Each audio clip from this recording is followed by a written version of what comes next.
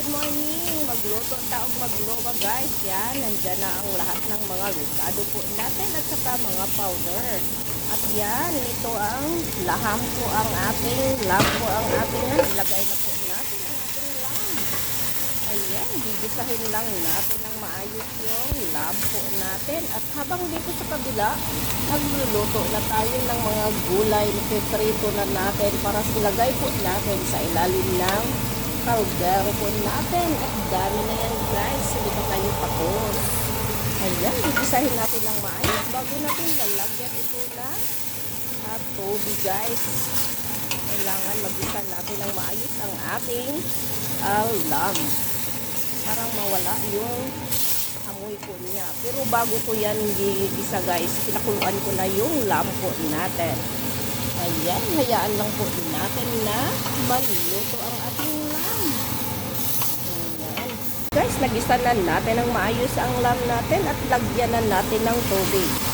Hayaan lang natin na maluto ang ating lamb. Pero hindi pa natin nilagyan ng salt. Mamaya pag maluto yung lamb, saka na natin lalagyan ng salt guys. Yan lang po.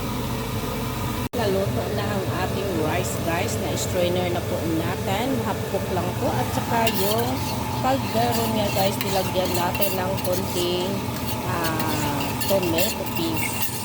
Ayan.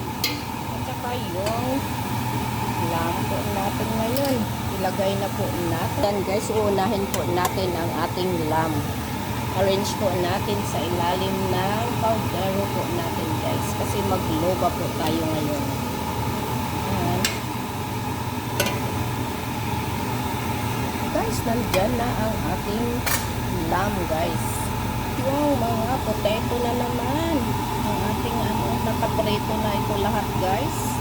Ayan guys, nakaprito na po siya lahat. Arrange lang po natin. Naman natin ang ating eggplant. Yan, isa-isa talaga guys, ma-arrange po natin ito. Guys, nandyan na ang ating eggplant. Natin ang ating sibuyas. Nandyan na ang ating sibuyas. Bell pepper na naman. Yan. Ganito talaga ang proseso ng magluba. Kahit chicken, ganito din. Ayan, nandyan na lahat guys. Then ang ating kamatis.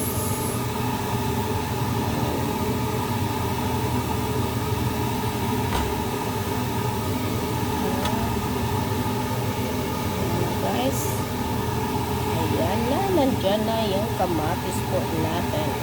Mag-spread po tayo ng konting turmeric sa ibabaw guys. Ayan, konti lang po. Ayan. Dahan-dahanan natin ilagay ang ating rice sa ating lahat ng mga portion ating lalagyan ng rice. Ito siya guys.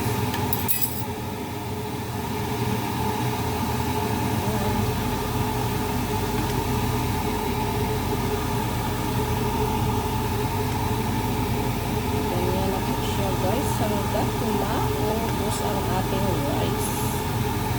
Yan na guys, nalagay na natin lahat ang ating rice. Ano na po siya guys. Hayaan lang po natin na paanukan lang po natin ang ating rice. Takpan lang muna natin guys ba dahan-dahan ang apoy.